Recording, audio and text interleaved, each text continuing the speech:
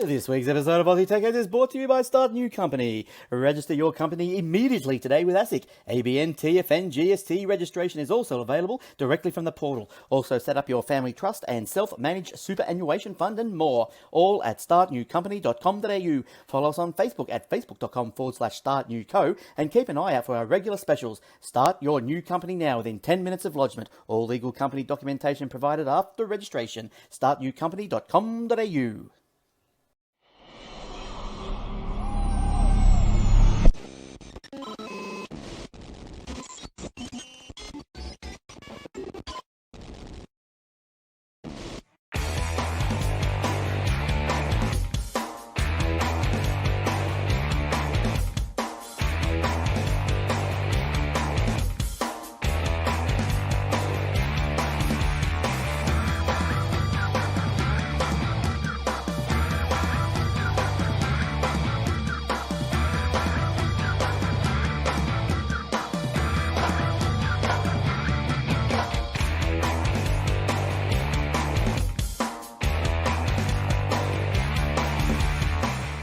And also brought to you by athwebhosting.com.au. All our servers are operating on SSD drives, immediate activation, SSL certificates, Aussie support, domain registration, and more. Easy install WordPress, Joomla, Drupal, and 300 other one-click installations. Generous space and bandwidth, auto backups, WordPress help and maintenance plans are also available on Contact. If your web page is important for your business or your life, contact us today. Aussie support, secure services, athwebhosting.com.au. And now for the show. Welcome to episode 722 of the Aussie Tech Heads, recorded on the 23rd of April 2021. I'm your host, Jason Oakley, is my co-host, Will Tompkinson. Hey, Will. You and your hole in your chest. How's things over there? Starting to cool off finally. We're a day late because Mr. T didn't know how to do an internet. Yeah, they had a random, the internet never actually completely stopped working, but it got pretty slow. They don't know why. To be intermittent. I would say it was probably, well, apparently it was a fairly big outage, so I'd say it was it's probably the Russian or the Chinese. Yeah. They're to blame for everything these days. That's it. Elon Musk's new satellite or something. I don't know. But yeah, Elon Gates. So we had very bizarre internet for most of last night, so it was easy just to not try and push our luck a bit and put it off till tonight. So I definitely won't bring attention to my logo on my shirt here that's see-through. So I said you got a hole in your chest. You're doing the whole Iron Man thing. Iron Man, yeah. Bubble, bub and bob. Well, seeing as we're not bringing attention to things, I don't have the same shirt on that I had during that intro. I was going to have the same jumper on, but it's a bit warmer tonight than last night. So this shirt must be 600 years old. 6-year-old, yeah, something like that. So, but no, it's it's a bit older than Cam even. It is. It's probably older than that. It would be, now that I think about it, because we've been with Al for 5 years and we ditched these shirts before that. So this shirt's probably 7 or 8 years old. So that intro picture's got to be at least that old. Now, how old do you feel? Great. Well, as I said, I've been with the show since about 200 and something. So we're on 700 and something now. So, and they only do what 45 or something a year. So it's pretty good. We do have a lot of crap to crap on about. So that's like, what's that? Yeah, 8 years, 9 years, something like that. Yeah. It's all happening. Got my new computer going over here with the flashy RGBs and stuff going off. Going off, going back on again. Got a Core i9 with 32 gigabytes bytes, and the boot drive is a M2 half terabyte. I've got another half terabyte for another M2 for a SSD from SATA, and another M2 that's 1 terabyte. So everything's very fast and smooth these days. And you got one of these things too. Yes, a Tesla Powerwall 2 with a Fronius inverter. I put that on Twitter, and one of my friends said, "Name a better couple." I'll wait. Those two go together well, because another friend of mine in probably about half an hour's drive from here, she's got exactly the same setup. Yeah, they're pretty much the. What's that?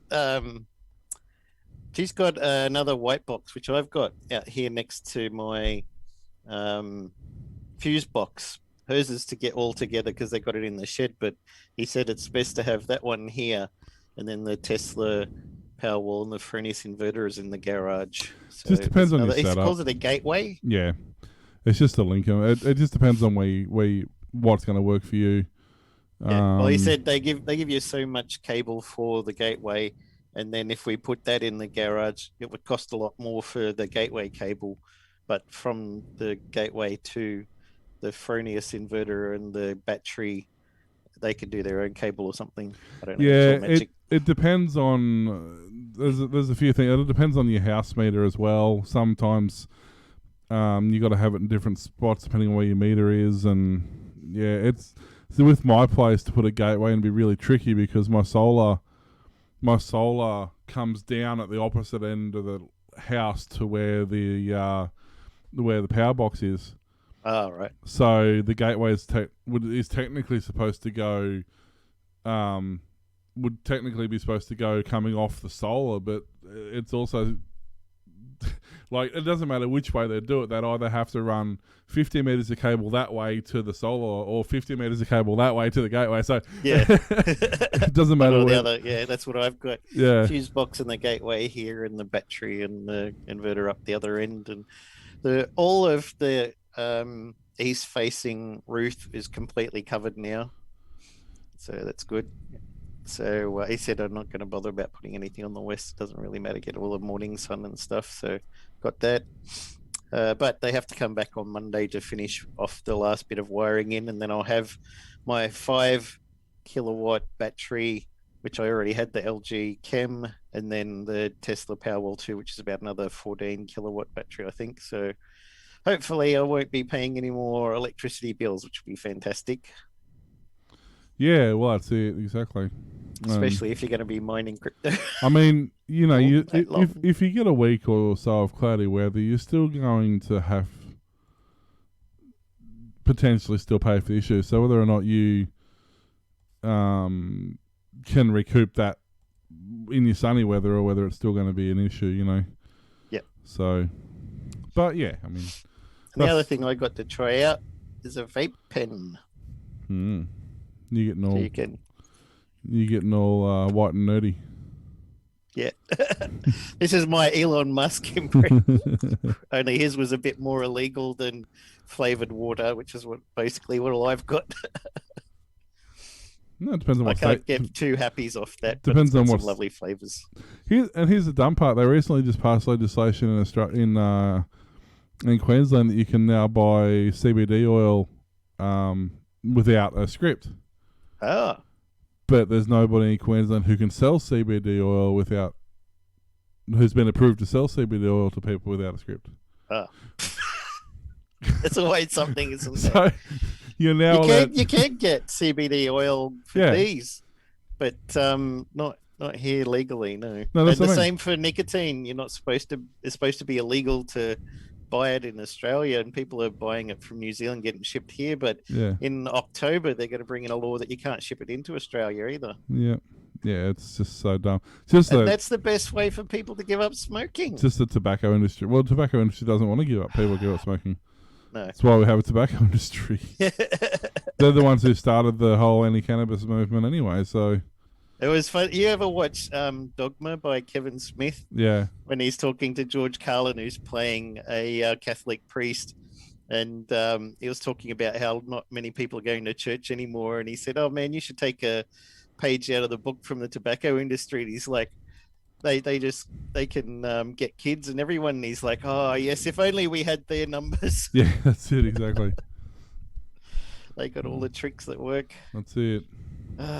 So yes, I mean I've done a little bit of smoking when I was out drinking with a lot of friends in Sydney, but it was only like 1 or 2 every now and then. Nothing that I got excited about. And it was Sydney, so that doesn't really count. Yeah, what happens in Sydney stays in Sydney.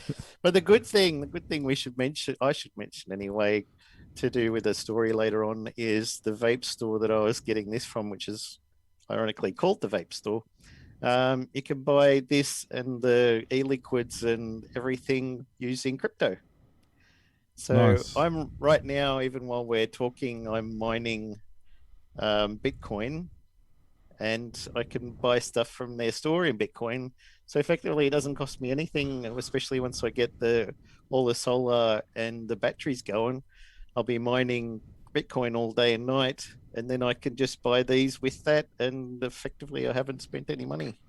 You're mining Bitcoin. I've just figured out how to start mining Doge. Yeah, I want to give that a go. So I'll give that a go. See how that I'll turns watch out. your YouTube video later. Got to work out whether it's better to mine Doge or Bitcoin and convert it, or like work out which one works out more economically feasible. You need to get a rack and put some cards on it, and just have a mining computer, and that's all it does all day and night. You can't buy cards. This is the problem. I read a article. I think it might have been The Verge or something, and the guy there decided for his article to try. You can purchase sniping bots, Hmm. and you download the software to your computer, and you say, I want to get this kind of graphics card, or these types I would pay up to this amount for, and it'll sit there on Amazon all day and night, continually refreshing until it sees somebody has put one of those cards on there, and then try and snipe it and buy it in a fraction of a second. That you could go click, check out. Yes, Yeah. it's already purchased it. So as soon as they appear, they disappear straight away because the sniping bots get it. Yep. And then you buy it for like $1,000 and sell it on eBay for 2,000 because people are so desperate to get graphics cards. But he said the only problem was, one, a lot of times that when the bot got to the purchase and checkout, it said, "Oh, you're a bot, so we're going to discount your purchase." So not discount, but ignore your purchase. And then other times, another bot would snipe it just before he could snipe it. So in the end, he ended up buying one, but he went through and clicked manually and actually beat the sniping bots doing it manually. So, but he was like, it cost you, I think it was like $215 for the software to install, and you can use it for up to 2 weeks to try sniping something. And that's what they were doing to try and get graphics cards, because the only real way you can get them is either somebody is scalping them to eBay, or you buy some old computer that's not too old and take the graphics card out of it, and you got a spare computer. Mm-hmm. Yeah, it's getting ridiculous. It's just dumb. So But I found out that my new computer, the Core i9 Intel chip I got, doesn't have integrated GPU, which would have been handy because I could do all my monitors on the integrated one and just do mining on the NVIDIA one. But I didn't realize that the CPU you have to purchase with integrated, I thought it was the chipset on the motherboard has integrated graphics. I think they used to be on the motherboard. they used to be on the now motherboard, now they're on the. They put it in the CPU. AMD's been doing that for a while, unless it's like a Harvey Norman computer or something, like one of the slimline, like brand name ones. Yep. Most of them don't have. Yeah, most of them don't have graphics now. I didn't even think of that when I was buying it, but the motherboard has got HDMI out, DisplayPort out, and so stuff. It's mine. But the CPU doesn't support it. So no.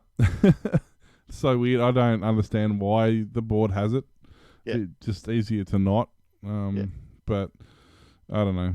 But yeah, it's just, I don't know. Maybe it's not necessarily a good time for Apogee to come back then. There's no graphics cards to play their games anymore. So I was just lucky I had my 3070 from a few months ago that I could put into this new computer. Otherwise, I'd have no graphics at all.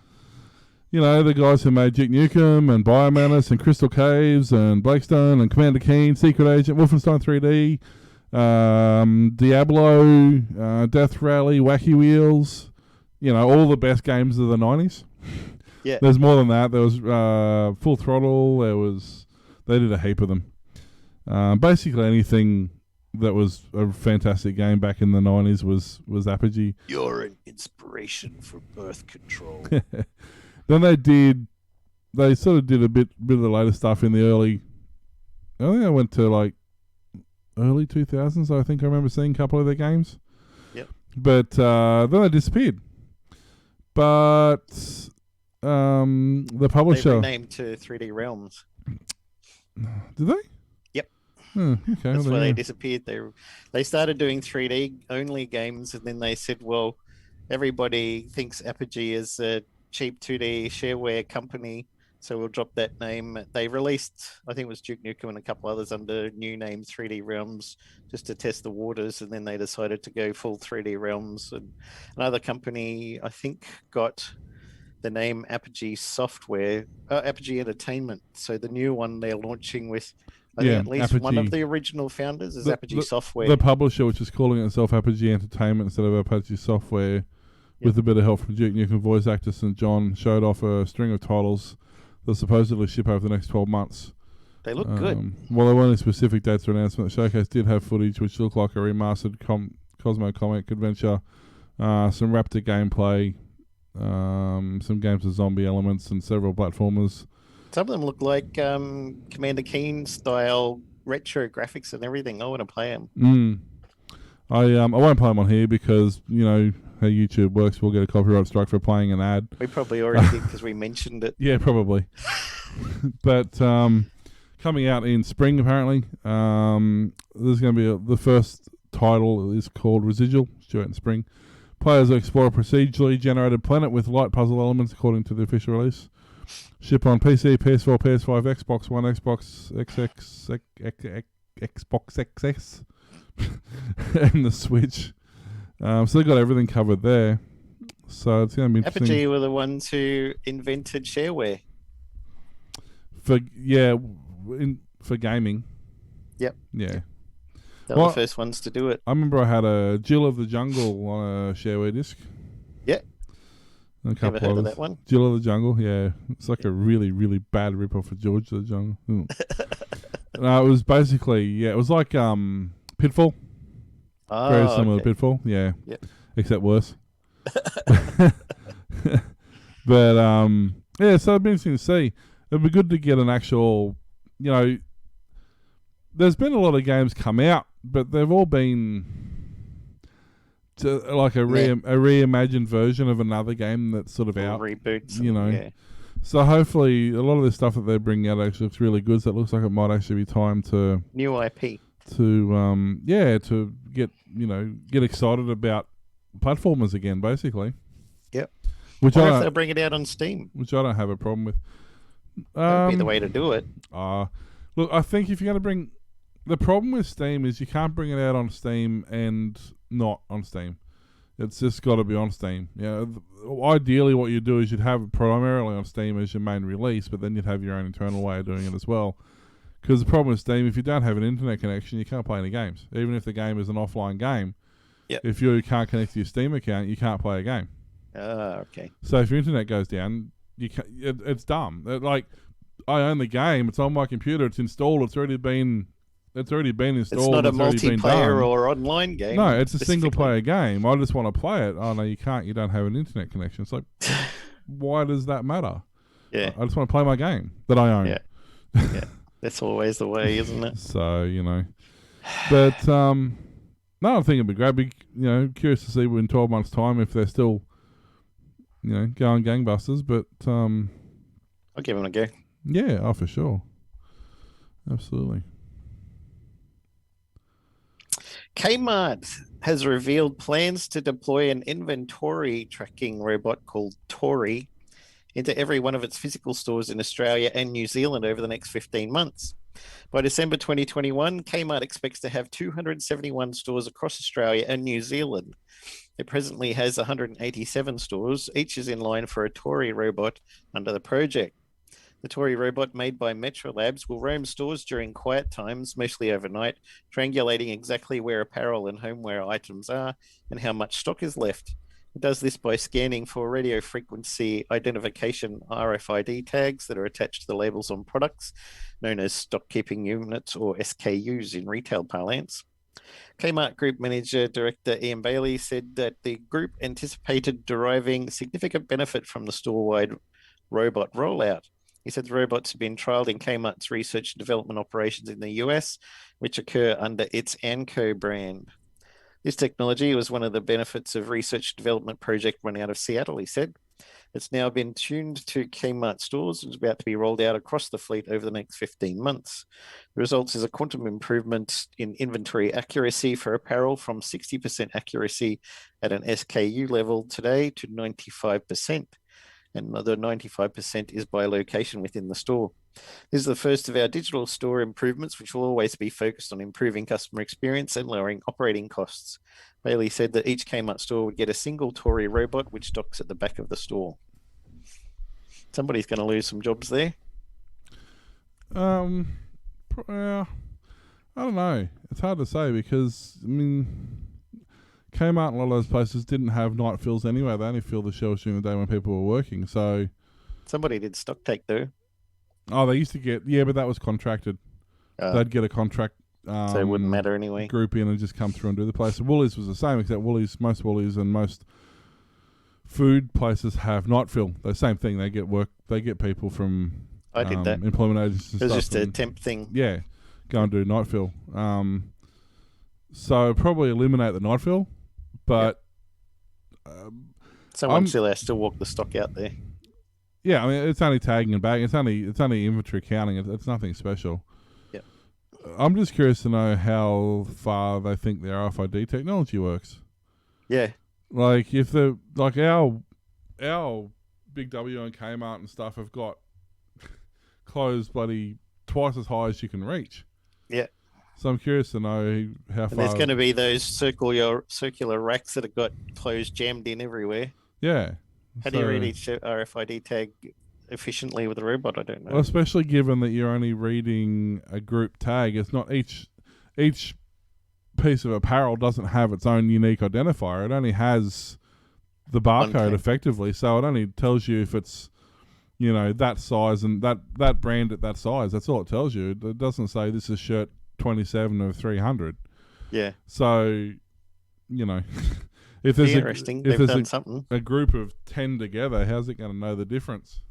Yeah. It's only going to get one ping back off a tag.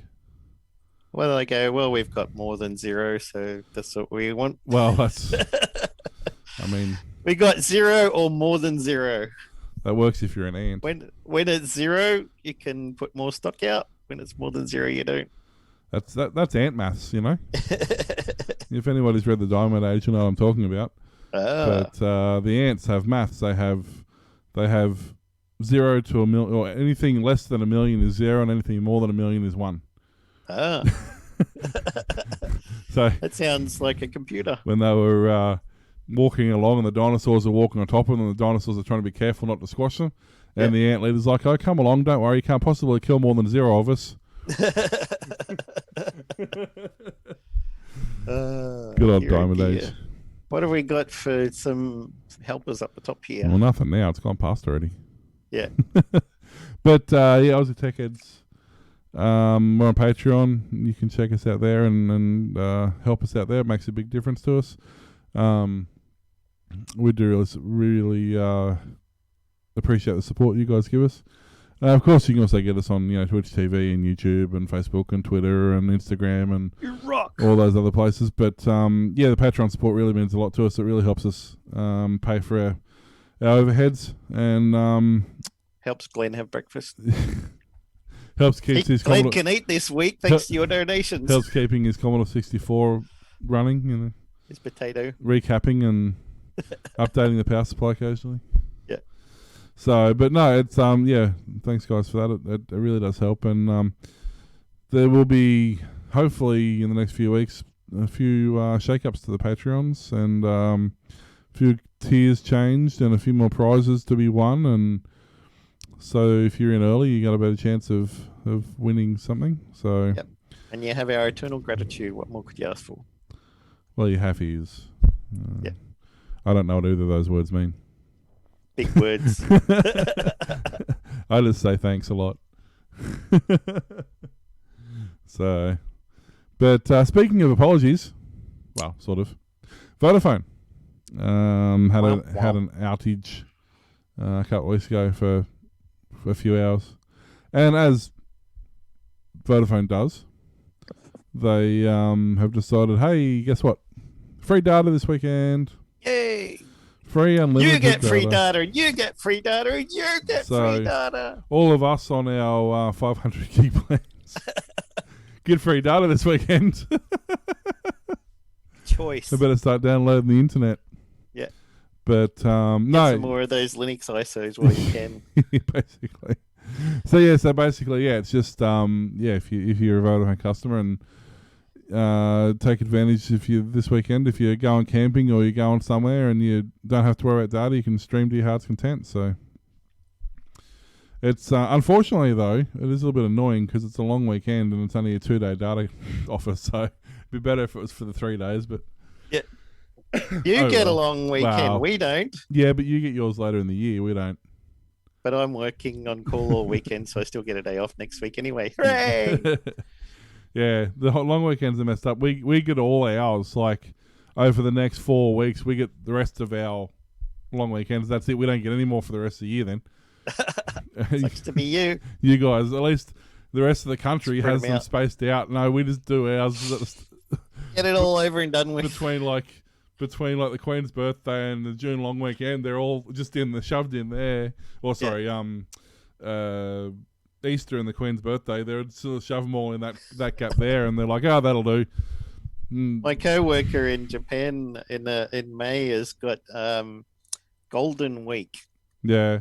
which is a whole week off that they have, but he's only taking Wednesday to Friday to take off somewhere. But I'm going to have to fill in for him, which is not going to be too bad. I know Still be sometimes we're doing one talking daytime. to our supplier and they're like, don't forget you got to order this stuff before this date because we go on like 3 months Chinese New Year leave.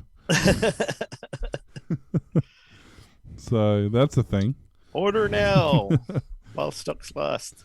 Yeah, well, they go to Chinese New Year and it's like I think it's like a month. It's some exorbitant length of time anyway. And they're always Kung like, Hoi Fat Chow. if you don't get your order in by this date, you won't get it because we're going away for a month. Remember that? Well, that'd be terrible if, like you were saying before, sometimes you only have like a contract for 1 week or 2 weeks. Yep. You've gone blurry, son. Oh, there we go. You come back again. I thought it was just me. Yeah. They did that on Futurama where they had a criminal and they're like, can you please unblur your face, sir? And he's like, oh, fine. And he shakes his head and unblurs himself. Yeah, no, it can be really annoying, especially if you've got a container that you know is due and like they know that they're going to be like 1 day late in getting it loaded so that it can't leave and then it's going to sit there for a month. It's like, oh, come on. So, what else have you got happening? Amazon marked the start of construction work on a new $1.5 billion office precinct in Melbourne that will take space in, with a ceremony attended by Victoria's leaders. The ceremony took place on Wednesday to mark the foundations being poured for the precinct's first stage and was attended by Melbourne's Lord Mayor Sally Capp and Victorian Treasurer Tim Pallas. Amazon was named as the anchor tenant in the office precinct last December, which is under development by property and funds management company Charter Hall. The office will host presences for both Amazon Web Services, AWS, and the company's online business, amazon.com.au. Located at 555 Collins Street, that's a cool number, 555 timer chip. In the heart of Melbourne's business district, the 750 million Stage 1 tower will have 48,000 square metres of space. Construction on the Stage 1 tower is expected to be completed by early 2023. The Stage 2 tower will then connect to Melbourne's Midtown and will comprise a 32,000 square metre office building plus over 2,300 square metres of retail space. Amazon Web Services Manager Director for Australia and New Zealand, Adam Beavis, said the city has rich community of innovators. We're excited to be part of the reinvigoration of Melbourne CBD by strengthening our local presence in the Victorian economy, Beavis said. Yeah, Beavis, yeah. Yeah. We are looking forward to bringing Amazon's growing local workforce to 555 Collins Street so we can continue to invent and innovate on behalf of customers across our Amazon and AWS businesses in Australia. 555 Collins comes with a 6-star green rating and is constructed under a carbon neutral framework which will contribute to helping us reach our goal of net zero carbon emissions by 2040. No, that I didn't mention the fulfillment center in that, did it? No. Because they're also doing a fulfillment center in Melbourne. Oh, okay. We open Whereabouts? it's covering 37,000 square meters. You lost your list. Almost double the size of the Melbourne Cricket Ground. It'll have enough capacity to house up to 6 million items. The project will generate 200 jobs and during construction, 300 jobs when it opens in late 2021. This article doesn't say; it just says it's in Melbourne. To go because they've already got one in Western Sydney. Yep. And that one's at capacity now, so that's why they're opening this one. You might get one in Brisbane one day. It's the biggest warehouse in the southern hemisphere. More steel than... Shut up. Warehouse in the southern hemisphere. Well, I don't even care. Just stop. Well, I mean, it's true, it is. Autoplay is evil. Evil autoplay. So, yeah, the one in Dandenong opened in 2017. That was 24,000 square meters. Yep. So this one's 37, so this is half as big again. And obviously they're putting in that center that you're talking about, tech center or whatever it is they're putting in. Plus, didn't they put a server center in last year or something? I think in Sydney, yeah. Yeah, so they also plan to work. It's in Melton. There you go. That's where it's going. I've been there. There's also plans to doesn't say where, it just says plans for a third centre somewhere. Yep. So could be you. I would imagine it's probably going to be over Perth because they covered. They got the eastern covered pretty well, so they do. Oh yeah, that would make sense. So at least, if not in Perth, then at least maybe South Australia, but sort of that way a bit. Yep. So they're all going gangbusters. Yeah. With the money spending. Job with Jeffy.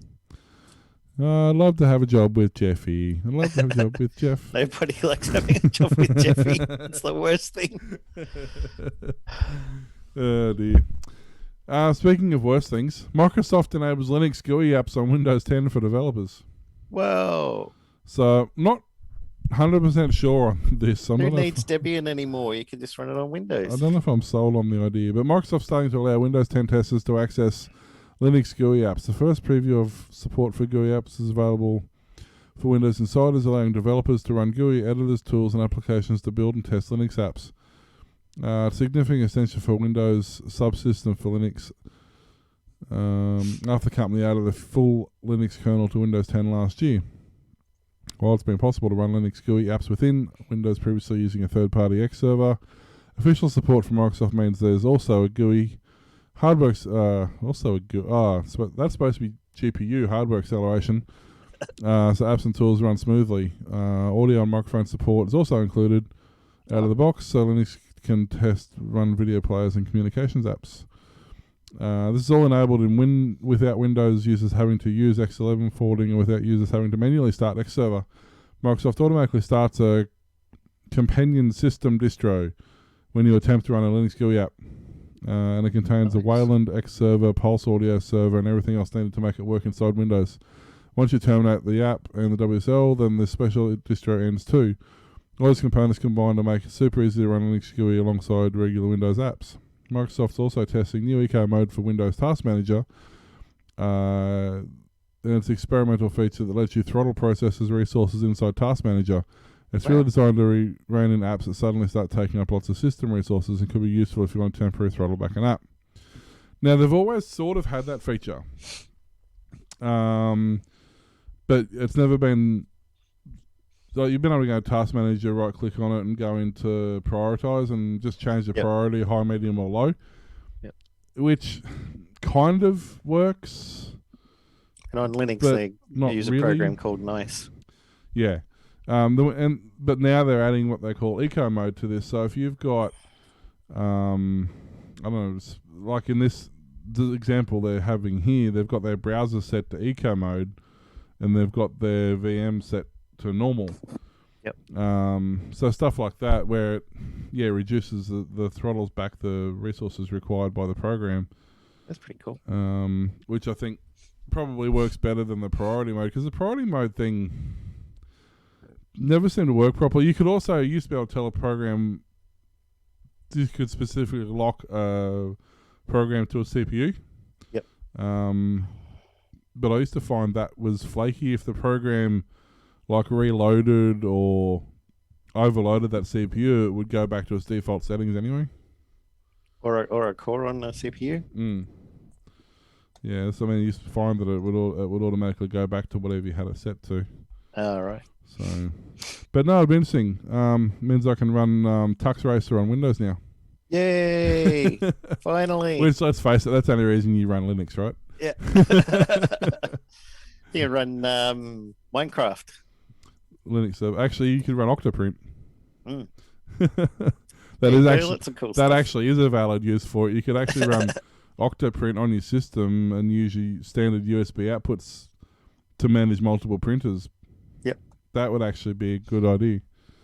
Get onto it, Mr. T. We want a demonstration I'm going to have on to YouTube. think about it. If only I had some sort of device that went through Octoprint that functioned correctly.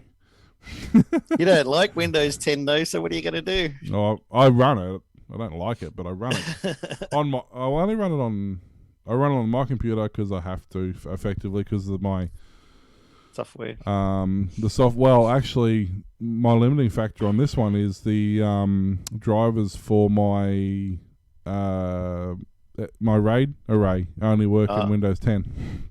Damn. So, but most of my other computers, I'm still running XP on most of my my little NUCs and whatever. They're still all running XP. Oh, yeah. A couple of them are running 7. A couple of the ones that have to do a couple of more advanced programs. I think I'm going to end up decommissioning my Synology and put those drives into the Linux box, which has got Minecraft on and is going to be running anyway, which can do all the stuff that the Synology does. So, well, my Synology is it's literally there just to back up the system. That's all it's there for. It's just a redundancy backup. Yeah, I can do that with the Linux box. It's already there too. And if I can get the printer to share out over the network. I was having trouble with cups though, so I'll have to play around with it again. Yeah. But if you have QNAP, there's a worm or something going around the internet at the moment that's hacking QNAP servers, so be careful about that. Again. Yep. Wasn't there one like a month ago? It's almost as bad as Facebook getting hacked every second day now. Yeah, it just got again. Somebody found a flaw in it. Messaging platform Discord has ended deal talks with Microsoft and plans to focus on expanding the business as a standalone company. Good. Yay, there was much rejoicing. Yes, there was. The company will focus on building the chat platform and making money from its user base that has grown quickly during the pandemic. The public listing is on the table, but not imminent. Microsoft and Discord did not immediately respond to requests for comment. Reuters had reported that in March, Microsoft was in talks to buy Discord for more than $10 billion US. Social networking has grown during the COVID-19 pandemic as people increasingly go online for activities from gaming to investment. Discord, which allows public and private groups to gather and chat by text, audio, and video, has expanded from a gamers club to all types of communities, including sports fans, music groups, and cryptocurrency investors. With over 140 million users, its business model stands out in the social network space, where so many technology companies such as Facebook and Twitter rely on advertising for the bulk of the revenue. San Francisco-based company's revenue grew to $130 million US last year through its Nitro Premium subscriptions at US $9.99 monthly or $99.99 annually for features such as special emojis and enhanced video resolution. Which so is some good news. Interesting because Discord's only just started to do video like call group videos and whatever. So the fact that they're earning revenue off it already is somewhat impressive, actually. Yeah, they know what they're doing. I mean, you just have your just relaunch IRC and call it Discord and bang. Well, exactly. That's what I was going to say. It's literally like an IRC clone or a ICQ almost. You got your unique identifier and you're good to go. Yep. It's funny. I was in on a Facebook group. Talking about ICQ who remembers their ICQ number and stuff. And one of the guys, 32159887. yeah, I was going to say one of the guys there had I think it was a 41 something number. Oh, I'm like, that's pretty early. And then I looked up. There's actually a way you can go and look up your old number. It's really convoluted and complicated and takes a hell of a lot of time, but I figured it out. Yeah. And yeah, mine was a 21 something. I can't remember. But it was actually the 6 digit, I think, and then they went to a 7 digit. Yeah. So it was actually the earlier sequencing. nice. I didn't realize didn't realize it was that early a number. I know we got on it early because one of the companies I was working for at the time, we were just using it internally. And I don't even, honestly, at that particular point in time, don't think we even realized it was an internet thing. I thought we were just using it as a internal office sort of communications note-taking thing. So we were ahead of the curve and didn't even realize it at the time. But yeah, no, that's good. Good on them. I'm glad that they used their brain and just didn't sell it to the highest bidder. But I mean, the fact that Microsoft wanted it should tell you straight away that it's obviously worth a lot of money. Yep. Because they're not going to throw $100 million at you if they're not going to get their money back. The biggest things, Zoom and Discord at the moment. Well, everyone's got a Discord channel. You go to just about any website or any YouTube video or just about anywhere, and they're like, "Oh, catch us on our Discord." You know, so it's definitely a. I cut down a lot of Discord servers, and I'm still on 12. Yeah, I'm on 8 or 9. Mine, admittedly, 2 of them are ours, so that sort of. But because we've got Aussie Tech Heads, got Obsidian Loft, and I've got my own as well, so there's 3. Yep. So, but I just started one for the Puny Inform Jam that I'm on for making mini adventure games for 8 and 16-bit computers and others. So yeah, I'm going to do a Battery Central one because I think it's a nicer interface than. I think it'd be nicer to integrate that into the website rather than the clunky Facebook one. Yeah, there'll probably be a Joomla add-in. So because there is, I got the idea because the website I went to had it. Is it going to be one of those? Hi, how can we help you? No, not really, not to the same degree. But and every 5 seconds it pops up. Hey, yeah, hi. That's Son wants to talk to you. Talk to Son. Son now. Now, Son. Hi, Son. That's Son. the problem with the Facebook one. We get a lot of complaints that they can't close it, or as soon as they close it, it reopens again. Yeah. So yeah, once I get the website designed up, I'll probably end up integrating Discord into that, which means I've got to start a channel, which is fine. But I think ultimately it's a much nicer. You can also do things in that you can't do over the Facebook chat.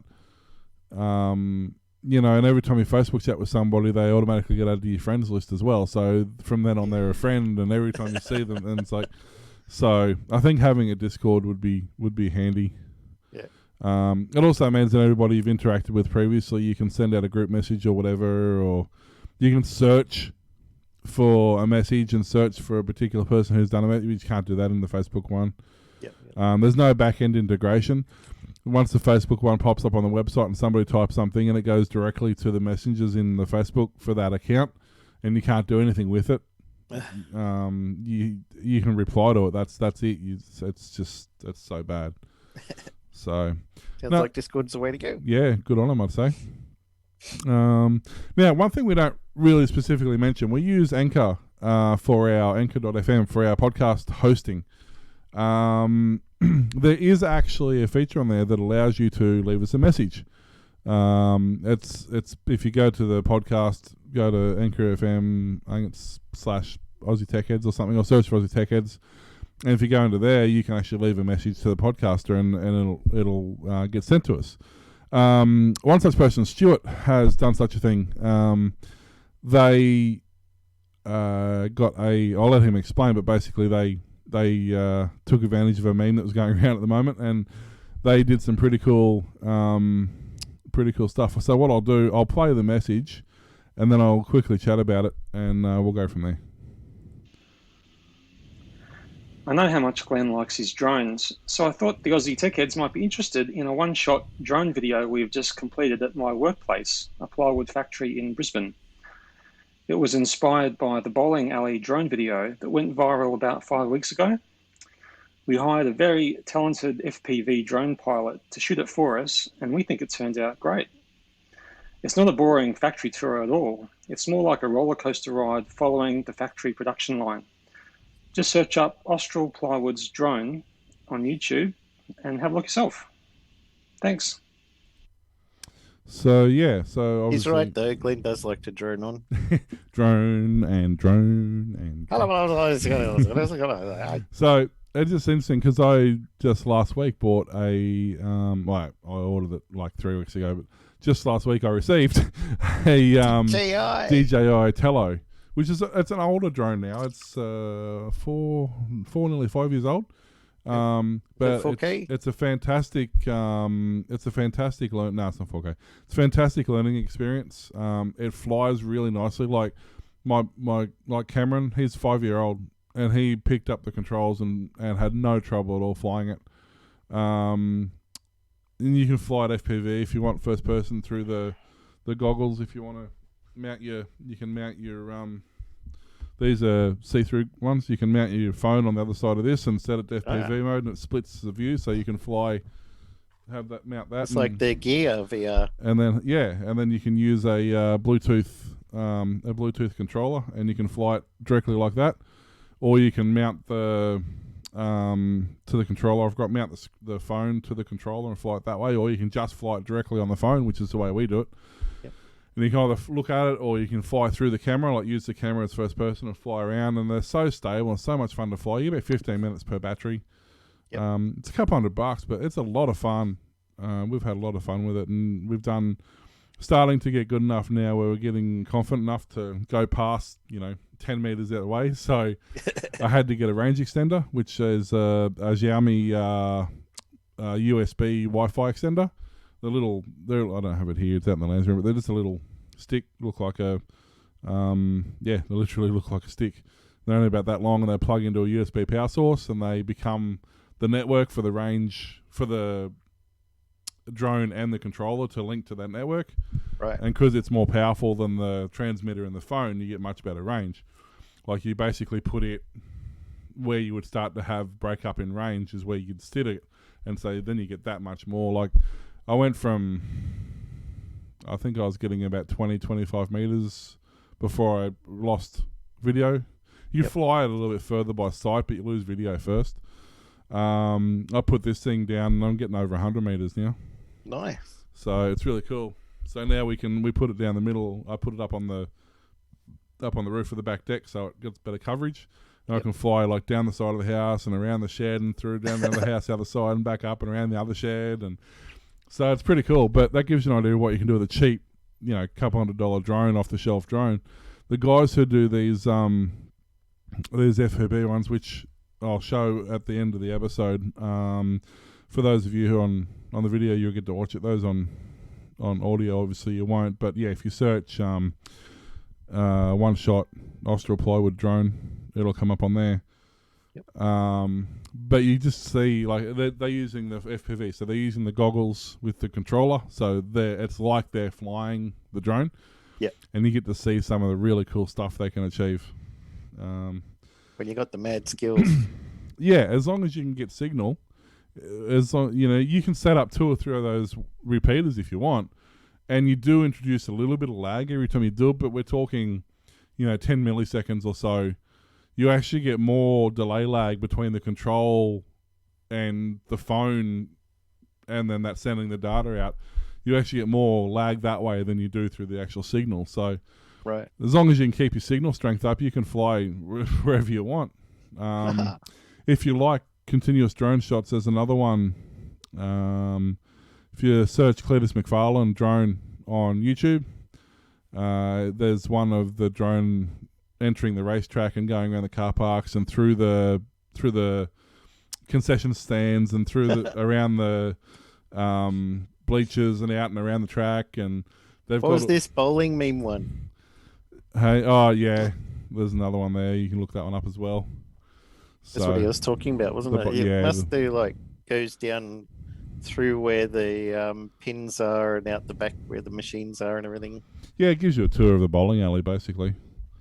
Some of the pilots are just absolutely amazing in in what they're One of the guys in Brisbane able I to knew, do. you got a certificate to say that you can be an official pilot for them. Yeah, so if you got to be careful if you fly with restricted areas or certain heights and things like that. You need a license. You'll find a lot of the photography of houses and stuff now done with drones. Yep.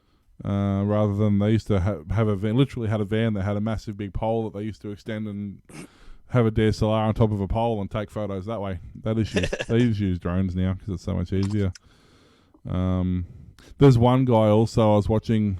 He had a drone. Is it Morocco or somewhere? And he flew the drone from the top of this hill. Yep. And the drone takes off, and you see the village, and you see the ocean.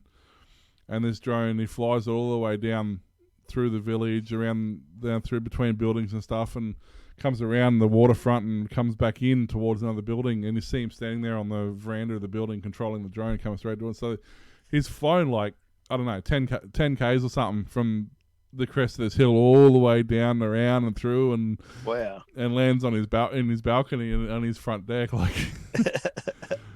So yeah, it's pretty cool. Awesome. But you got any more stories? Yep. Yep. The Reserve Bank of Australia plans to release a full public report of its findings and learnings from its proof of concept central bank digital currency project, CBDC, in the middle of the year. The central bank partnered with CBA, NAB, and investment group Perpetual and US software company Consensys to develop a proof of concept CBDC for wholesale settlement on an Ethereum-based distributed ledger technology platform. The proof aims to establish use cases, including origination and servicing of tokenized loans on the platform. Deputy Head of the Payments Policy Department, Chris Thompson, told the Blockchain Week 2021 event their proof is a step forward from the first project of the RBA did in this space at the beginning of the first half of 2019. We did have an in-house project, which was much more narrower scoped project, he said. We've taken the research further to help us answer if there's a case for CBDC in Australia. The project is underway at the moment, and we're looking to finish it very soon. We're looking to put out a public report on the project, hopefully in the middle of the year. NAB Director Lisa Wade said that through this participation in proof of concept, NAB wanted to really explore digital finance or programmable finance. We're very interested in how blockchain can help us in markets where there are lots of inefficiencies. We wanted to start with a syndicated loan because they're high value, low volume transactions, and there are lots of duplicated processes in the ecosystem, lots of errors or potential for errors, and lots of operational risks. We very much came into this project looking at the utility of the CBDC from a wholesale point of view, just on those large transactions to remove those errors, save time, and we're very interested in atomic settlement. Atomic settlements refers to the simultaneous exchange of securities for payment. Wade said it became obvious to NAB when planning syndicated loan transaction that a tokenized central bank digital currency would be needed to see tangible benefits. Cryptocurrency is the future, peeps. Get onto it. Yeah, the more scared the government's getting of it, the more that it shows you that it's an actual legitimate The banks love it. thing, which is weird. I'm not sure if I'd trust any cryptos backed by a bank, though. No, but at least that you could see it's becoming more and more legit all the time. Oh, yeah, for sure, the legitimacy of it's being... I mean, you know, that's... I think that's been the biggest thing for people to wrap their head around, is that it's not backed in a traditional sense of currency, like gold or whatever. It's backed by the economics of the effort to create it. Yep. So, yeah, that's... A lot of them, like Bitcoin, use proof of work, which is the effort to create it. But things like Engine Coin and others use proof of stake, where you take your coin and lock it away as a stake and stake it on the network, which earns you more crypto. Those are better because, especially for the environment and stuff, because you don't have graphics cards going 24/7 and great big racks of machines and all this sort of stuff chewing up electricity and stuff all the time. You just say, I've got this many coin, I want to stake it, I'm not going to spend it. While it's staked, you earn, it's kind of like an interest, but often it's another tokenized coin based on the one that you're staking. So you're just generating crypto without actually doing anything, and it doesn't use up electricity. You don't have to have a machine turned on all day and night. You don't have to have internet connected all the time. So much more efficient and better idea. Yeah, I mean, it works as well, but I mean, you've still got to, you can still mine as well if you want them. I mean, it depends on what coin you're after and what you want to do as well. Not some, even if you've staked your coins, like you can still also mine them as well. So if they have mineable coins, Engine's not mineable, but actually it is on that website I was talking about before. You can actually mine it on that website. Engine? Yeah. Really? Yep. So I'm pretty sure I saw it on there. Well, I know you can do Doge, which isn't supposed to be mineable coins. So yeah. But yeah, so it's interesting, But basically, it's backed by but still, even to put something away and not touch it and allow it to accrue interest is still an effort. So you're still putting effort in to create a currency. Yeah. So it's still the second. It's just not going to cost you $1,000 electricity bill at the end of the month. Yeah, that's right. So, but that also affects the value of the coin. Yep. Like Bitcoin wouldn't be the value it's at if it was easy to get. It's only because it's so hard to get that it's at that value that it's at. Yeah. So, it's one of those things. But it's definitely the one downside to Bitcoin or to crypto is that there's so many variables. There's hundreds of different cryptocurrencies. Yep. And which one do you choose? Yeah. And this is the thing. Do your research. Well, that doesn't help though. I mean, look at Dogecoin. It's sat on 2 cents since it's been, the last 3 years or whatever. It's basically sat on 2 cents. And then last week, for no apparent reason, it went up to 55 cents. Yeah. Like just overnight. Yeah. That's, so you can do as much research as you want, but at the end of the day, it doesn't help. Yeah. Well, the same happened with Bitcoin, didn't it? You remember when a guy spent like 1,000 Bitcoin to buy a pizza? Yeah. And now 1 Bitcoin is worth 70 grand. So yeah, exactly. You can't tell what's going to happen. No.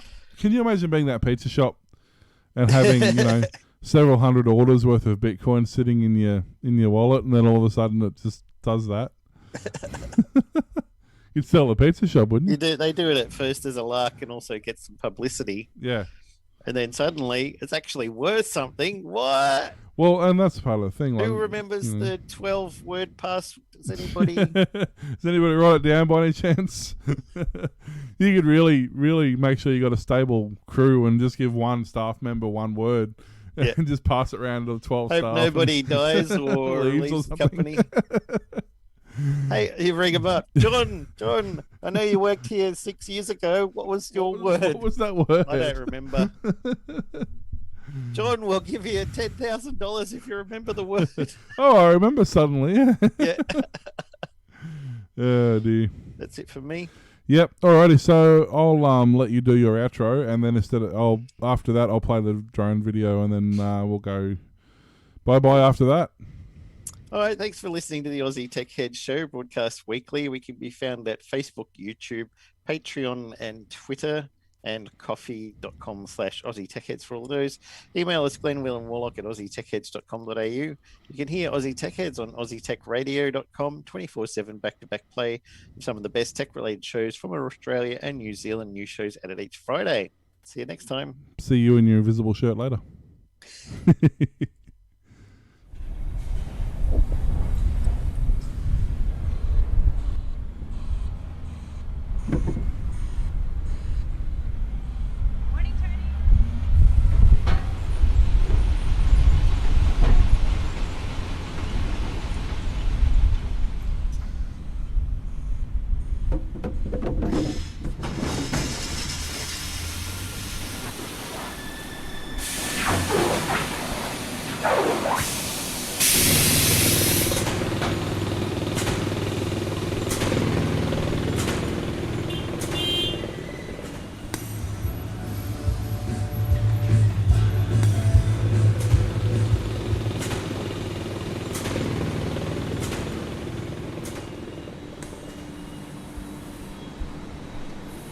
Yeah, that's what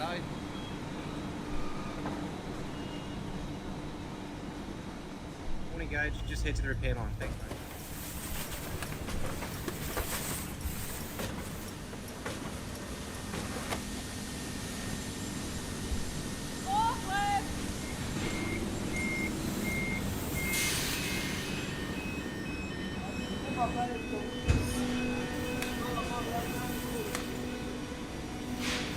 That's the last one. All done.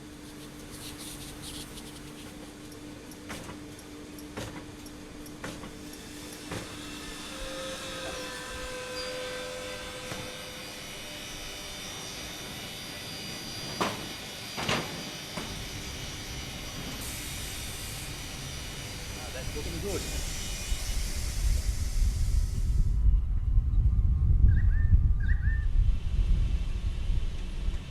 I'll be right to pick up tomorrow.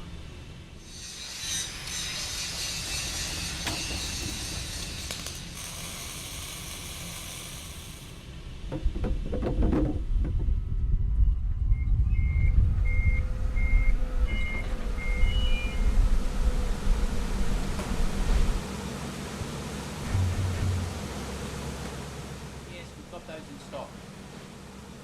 Is that order ready? Yep, they're good to go.